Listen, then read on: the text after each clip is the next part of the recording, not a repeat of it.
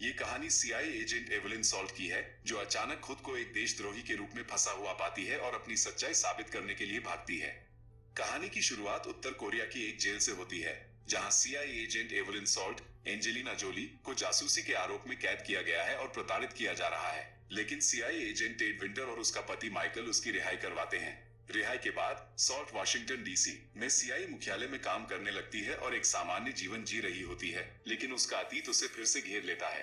तभी रूसी agent Orlov अचानक सीआईए के ऑफिस में आत्मसमर्पण कर देता है और एक सनसनीखेज दावा करता है कि अमेरिका के राष्ट्रपति की हत्या के लिए एक रूसी जासूस को भेजा गया है और उस जासूस का नाम एवलिन सॉल्ट है। सीआईए अधिकारी पेबोडी इस दावे पर शक करते हैं, लेकिन तभी सॉल्ट को अपने पति की चिंता सताने लगती है। वो पूछताछ से पहले ही वहां से भाग जाती है, जिससे सीआईए को उस पर और अधिक संदेह हो जाता है। अब सबको यही लगता है कि वह वास्तव में एक रूसी एजेंट है। सॉल्ट अपने पति माइकल को खोजने की कोशिश करती है, लेकिन उसे पता चलता है कि रूसी उसे पहले ही उठा चुके हैं। इससे उसे संदेह होता है कि उसे फंसाया जा रहा है। सीआईए एजेंटों से बचते हुए वो अलग अलग चालें चलते हुए अंततः न्यूयॉर्क पहुंचती है, जहां एक बड़ा षड्यंत्र उजागर होने वाला होता है। यहाँ पता चलता है कि एवलिन वास्तव में रूस द्वारा बचपन में प्रशिक्षित की गई थी और उसे K-12 एजेंट के रूप में अमेरिकी सरकार में घुसपैठ करने के लिए तैयार किया गया था। लेकिन माइकल से प्यार होने के बाद वह अपना मिशन छोड़ चुकी थी। सॉल्ट न्यूयॉर्क में एक चर्च में पहुंचती है, जहां रूसी राष्ट्रपति एक सार्वजनिक कार्यक्रम में शामिल हो रहे होते हैं। वहां वो उन पर हमला करती है और जहरीली गोली मार देती है, जिससे ऐसा प्रतीत होता है कि उनकी हत्या हो गई है। इसके बाद सॉल्ट को गिरफ्तार कर लिया जाता है, लेकिन वो फिर से भाग निकलती है। भागने के बाद वो ओर्लोव से मिलती है, जो उसे उसके अगले मिशन के बारे में बताता है। लेकिन तभी वह एक चौंकाने वाला कदम उठाती है। वो ओर्लोव और बाकी रूसी एजेंट्स को मार डालती है, ये साबित करने के लिए कि वह अब उनके साथ नहीं है। अब उसका अगला लक्ष्य व्हाइट हाउस में घुसकर अमेरिकी राष्ट्रपति की हत्या रोकना होता है, क्योंकि असली साजिश ये थी कि एक और रूसी एजेंट टेड विंटर अमेरिका पर परमाणु हमला करने के लिए राष्ट्रपति को ब्लैकमेल कर रहा था। सॉल्ट किसी तरह व्हाइट हाउस में घुसती है और टेड विंटर को रोकने की कोशिश करती है। आखिरकार वो विंटर को मार देती है और परमाणु हमला टाल देती है, लेकिन पुलिस उसे गिरफ्तार कर लेती है। जब पेबोडी उससे पूछताछ करता है, तो उसे एहसास होता है कि सॉल्ट ने वास्तव में अमेरिका को बचाया है। वो गुप्त रूप से उसे भागने का मौका देता है, ताकि वो बाकी रूसी एजेंटों को खत्म कर सके। कहानी ये दर्शाती है कि सच्चाई कई बार उलझी हुई होती है और असली हीरो कौन है, ये परिस्थितियों पर निर्भर करता है। सॉल्ट अंत में स्वतंत्र होकर निकलती है, लेकिन उसकी असली लड़ाई अभी बाकी होती है।